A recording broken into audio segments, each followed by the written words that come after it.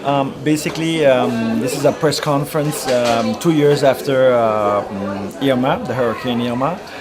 As I said, we don't like to keep that in memory, but we wanted to be able to show that in 2 years a certain amount of things were done, the priorities that we give ourselves according to the finance and according to the means that we had, rebuilding our schools, repairing our schools, and put in place the public infrastructure as much as we can back in order for a normal function. And we are 2 years after, we can say that for the school positioning, we can do a normal back to school for all the students, and we are proud of that because we know the complication we went through, we know the situation, and most of our schools were supposed to be knocked down. So we are pretty much proud of all the work of all those that are associated to it from close or far, the companies, the educational field, the students, the teachers, because there was a lot of frustrations of not being able to work in a normal situation, and we understand those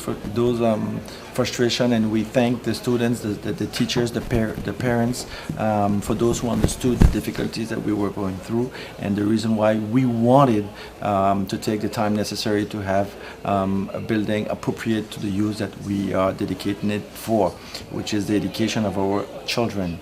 And for all those reasons, we wanted this date being a symbolic date to show that now we don't want to talk anymore of reconstruction. Now we want to talk about construction. I've mentioned that this is not something that we can do on our own. This is something that we need to do in partnership with the institutional. The institutional is the state, of course, but also the private sector, and it's all together that we will fulfill and that we will go through this disaster that we passed in 2017. And most of the time, certain complications occur to us by the red tape that we can find in the administration. As you know, the French administration is quite complicated sometimes, and we are facing certain situations where we see some slowing down because of those administrative restrictions. I've mentioned also that the President of the Republic came here and said that we needed to, in French, bousculer les procédures, which means don't stay in the normal, in the common law situation, be able to overtake those common laws and make things happen for St. Martin as quick as possible. Unfortunately, the political will of the president, which I thank and which I want to still believe in, is not always executed by his representative on this territory and mostly his administration. But nevertheless, we want to keep hope, we want to keep the positive vision of wanting this territory to go forward. My elected members, my vice president, all those that want to go forward are doing the necessary for us to be in the next 2 years in full capacity of recovery of Hurricane Irma. The last three have been extremely contentious. As a matter of fact, I would say kind of confrontational, because for those of you that know me, I'm a very, let's put it, a grassroots person. And I don't like some of the purple, especially that the last two procureurs had with regard to Libanese. Especially since the previous one, we had a good working relationship as to how we're going to outline the control Libanese, and that our priority would have been mostly to concentrate on the reconstruction of homes or businesses that pose a security or a danger to the person himself or the neighborhood. And that was the way that we agreed to do the control. However, the last two procureurs decided they have their own a different approach, and that's where the contingents came in. But just like the president said, I'm going to be able to give a much detailed response to your questions. However, I think it is totally unacceptable, and I strongly denounce the procureur for him to even suggest a question why the collectivity have the competence to do it. To me, I take it as an insult to the population of St. Martin. This is something that we have we requested, we demanded, and we have the competence to follow. And I think it's up to the state and their agencies to work to sweep us and to accompany us to achieve our objective, and not always be ready to challenge us or to question us. I mean, when the president said that, President of the Republic said, we have to basically push the procedures and accelerate the reconstruction. I think that is exactly what's going on. The only procedure that was basically is so that they have a heavy-handed approach on what's going on at St. Martin, which is totally unfair, and which is our norm, and it's totally irresponsible for them if they want to accompany us with the reconstruction. So I think there's still a lot of work to be done. We have actually completed over 680 constant UNEs. So when they say we haven't done any, totally false and irresponsible and misleading. We have submitted over 46 PVs, in which 39 of them have been gone all the way to trial. So it's not like we're not doing our job and assuming our responsibilities. We're probably not doing it at the rate in the way they would like to see it done. But on the other hand, we are assuming our responsibility. We know the risks. We have always adapted to the risks that we've lived in for years, not yesterday, not since Irma, but before Irma, and we continue to adapt and build according to that. So most likely on Monday, I'm going to try to schedule another press conference. It will be dedicated strictly on the everybody concerning your question.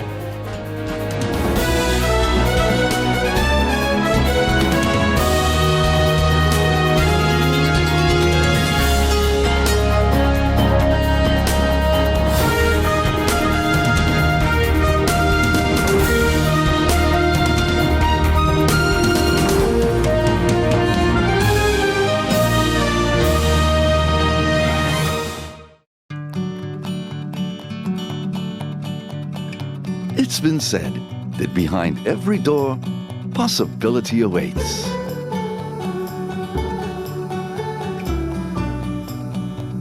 How much possibility depends on which door you open first. Every day, we help our customers discover the possibilities in their lives.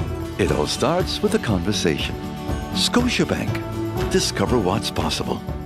GEBE has been faithfully serving the communities of St. Martin, powering your home and our economy. Come rain or shine, our qualified team of professionals are working hard 24 hours a day to provide you and your family with safe, reliable electricity and water. We use the latest technologies and test our products daily to maintain the highest international standards. Our friendly staff is always there to assist you, whether in person, over the phone, or online.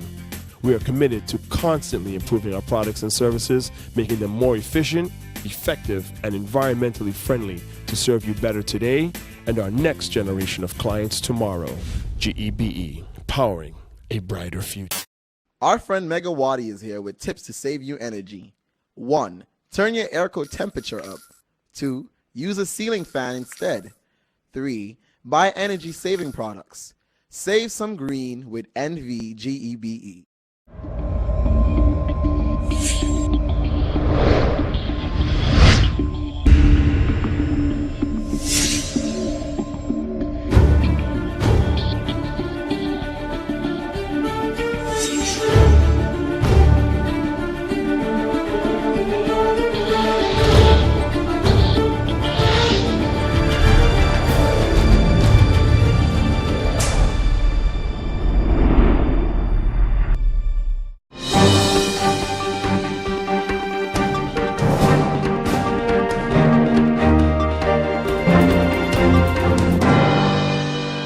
It's not good. Many people are dead. There's nothing on the island. We need help. We need help. That's all I could say. During the storm, my roof went off. My husband had to put my son and some other persons in the roof, and we slept. They slept in the rafters. He slept on a washer. A guy slept on a fridge. It was in good conditions at all. About 10 o'clock the night of the storm, in the height of the storm, 10 persons swam to my house in 10-foot surge with 5 children. The youngest was a 5-month baby. The oldest was a 6-month-old, and he had cerebral palsy. So they put the children on a mattress. They lift it, push it for about, I would say, 3 blocks.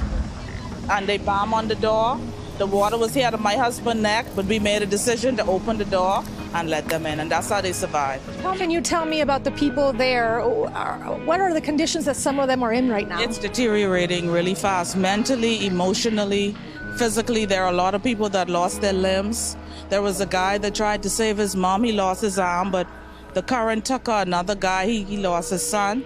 So it's persons everywhere, families, and there's a lot of people that are missing. Until rescue teams can get in to clean up and remove buildings off of persons, they won't know the total death toll, and until the water subsides. And the sharks are in the water, on the land in Abaco.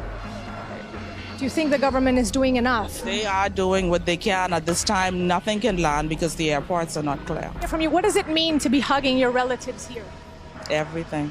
Because a lot of people can't do that. And a lot of them lost their entire family. What kinds of needs do people have over there? All basic necessity, everything that is basic, water, food, pampers, medication, just basic necessity, everything is gone. So what message do you want to send the people that are watching you right now about what you've seen? We need help. We need help.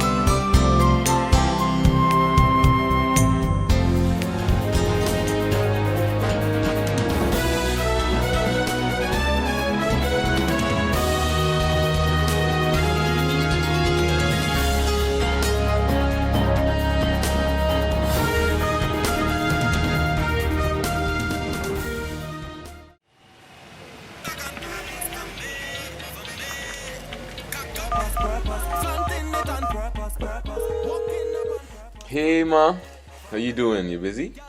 I hear, just paying some bills, taking care of business, you know what it is? I know, you're doing your online banking. I don't have to stand in those long lines to pay bills. I can transfer when I want. I can check my account wherever. It's like the bank open 24/7. I even here checking the statement right now as we're talking. How's Miami? Well, that's why I'm calling. I'm finishing up a few songs now, but I'm afraid that studio time might be more than I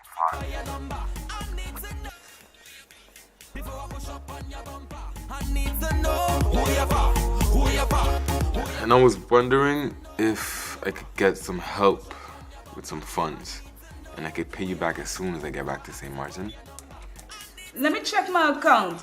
How much you need? I think 500 should be enough. I can transfer it to you while online. Direct from me to you. No problem. Great. Thank you so much, Ma.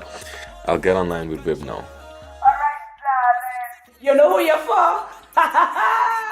I need to know who you're for. Contact Wib today for your complete personal online banking experience. Available for all mobile devices. The Windward Islands Bank, now your online banking partner in progress. Who you're for.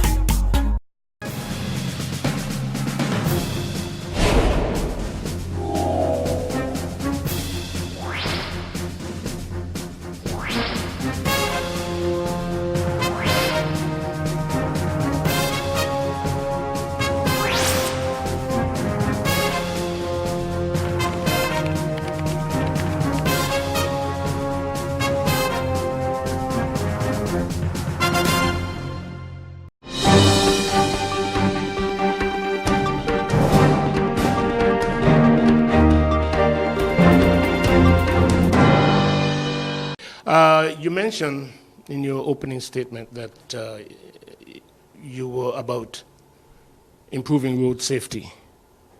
And my first question listed was, in what priority areas are you planning on tackling? And then you did mention housing. But as far as road safety is concerned, what areas are you planning as priority to address, seeing that you've been in the system with the ministry before and know of what has been planned? What are your areas of priority? Thank you for your question. My priorities for the road safety would be the areas of the schooling, so making sure that the pedestrian crossings are properly marked, and right now also the roundabouts, to make sure that it's a safety concern, that when the tourists are here, they know exactly which lane to go into to go around the roundabout. So right now I'm focused on the roundabouts and the school districts. Thank you, Mr. Brown, for your question. And as your question stems through several ministries, so of course, as the head of this government, the Prime Minister indicated in her address that she disseminated a message conveying best wishes and strength to the people of and government of the Bahamas. Through that, the Prime Minister, as acting Minister of VSA, I'm sure in our internal discussions has already started the conversation in terms of what sort of support the government of St. Martin is going to have to them, whether it's through manpower, whether it's through relief, or through encouraging community-based organizations to support. I personally am a member of a Rotary group, and through that we of course are looking at ways and how we can support. As a member of this Council of Ministers, I also will pledge my support through the collective responsibility of this government of how we are going to support, and through that, of course, the government and people of St. Martin continue to extend their wishes of strength to the government and people of the Bahamas. Thank you, Minister Johnson. Minister DeWeaver. Thank you very much. Ms. Roach, just a little bit of clarification for Mr. Brown. The SZV has relationships with Health City Cayman Islands, not necessarily the Bahamas, so I just want to clarify that so there's no misunderstandings. Thank you. Thank you, Minister DeWeaver. Wendell Moore, you now have the floor. Minister Johnson, what can you tell us about the new digital test system for driver's license candidates and the discrepancies that the drivers, or those who are the student drivers, actually the trainers, I don't know what's the proper word for them, but those folks who are driving, they seem to have some discrepancies with the new system. What can you tell us about it in defense to their complaints? Well, the ministry, thank you, Mr. Moore, and of course, welcome to the press briefing. First time I think you and I have been at press briefing together, so indeed, welcome. The ministry, and in particular the Inspectorate of TIAT, is following up on those concerns, and once those discussions have been finalized and we look at it in its totality, then we'll see the best approach forward. But indeed, there is a structural approach to addressing the ongoing issues that we've had over the years, and that is being finalized by the ministry, indeed considering the concerns that are now being expressed as well. So once we have more updates in regards to what those discussions and the end of those discussions looks like, we will be able to provide a more detailed update for you. Mr. Moore, you may follow up. But isn't it implemented, starting the implementation this month? Correct. So like I said, the concerns that have now been expressed by some of the instructors as well as some others is being taken up by the inspectorate, and they're in discussion, as well as going to be in discussion with me within a matter of a day or two as well.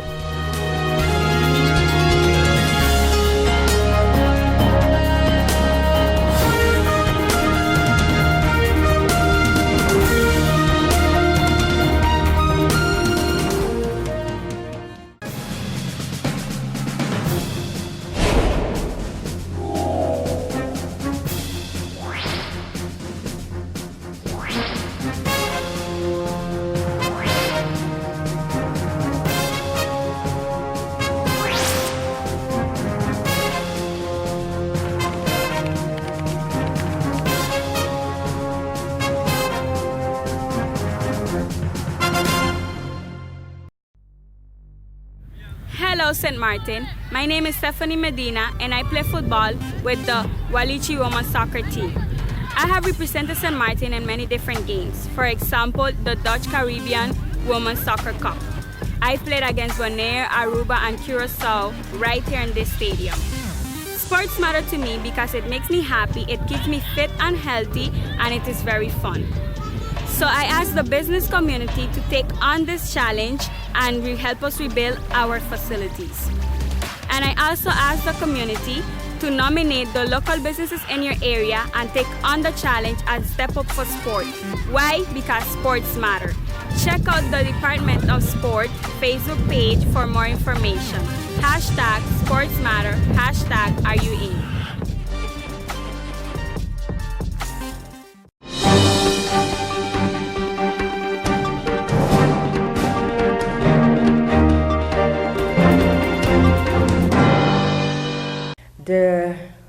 We're also looking next week to continue with the discussions on the CFATF recommendations. This has been a much discussed matter, and it has to do with the compliance of St. Martin with the recommendations to combat money laundering and terrorism financing. And the Minister of Justice has presented to Parliament what can be considered the final set of legislations that are necessary to comply with the remaining recommendations. And off the top of my head, the only remaining recommendations are the numbers 3, 5, 8, 38 and 40. So there are not many recommendations left that St. Martin needs to comply with. However, these recommendations are just as important as the others with which St. Martin already complies and for which we have changed several laws in the past. Those that I just mentioned, those recommendations that have to do with things like seizure, with confiscation, international cooperation as far as money laundering and terrorism financing is concerned, also very specifically mentioning terrorism as a crime and money laundering. And those remaining recommendations with respect to those issues require changes to our civil code in one case, to our penal code, and to our penal procedure code. So these are the legislative changes that the minister, the government, have proposed in order to comply.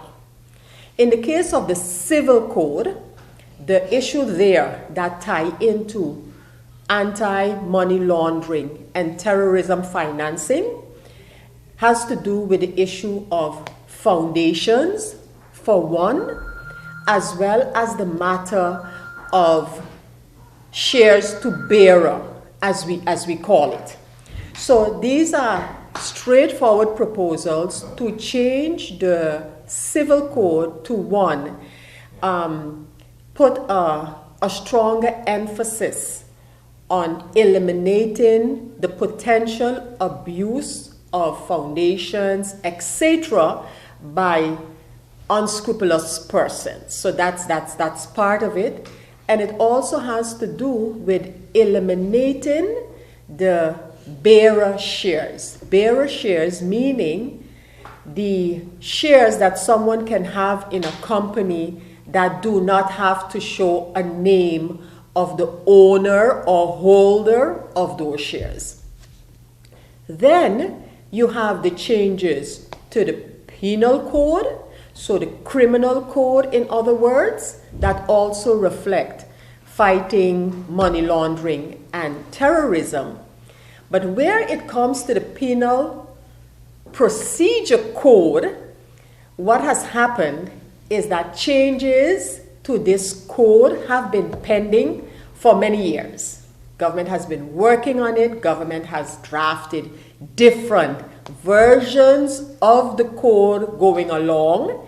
And now government added the issues that relate directly to money laundering and terrorism financing to those changes. So what Parliament has received for these recommendations are, as I mentioned, one, changes to the civil code, not that many.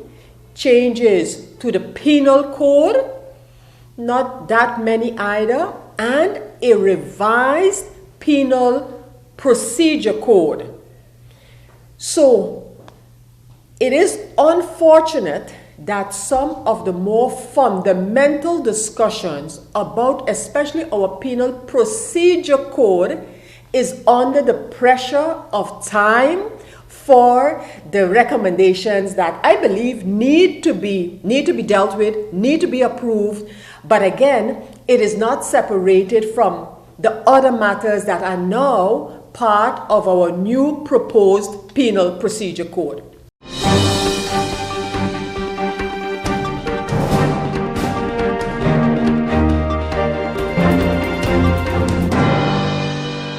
No response from the Council of Ministers on our request to dialogue on the budget 2020. Our letter of August the 1st, 2019, to have a meeting with the Council of Ministers to consider meat in the budget of 2020 until September the 5th has not been answered by the Prime Minister. The Minister of Finance, who by law is required to send in the budget to Parliament before September the 1st, also has not reached out to the Consumers Coalition for dialogue about the meat in the budget of 2020. This non-response of the Prime Minister we find very worrisome. Last year, you can recall, we also requested a meeting with the Council of Ministers to dialogue about the governing program, which structural dialogue, not even after reminder letters and questions from press members at weekly Council of Ministers press briefings, until today has not been held with us. We will address this structural non-response with the Ombudsman of St. Martin to get a formal evaluation of this unacceptable behavior of government.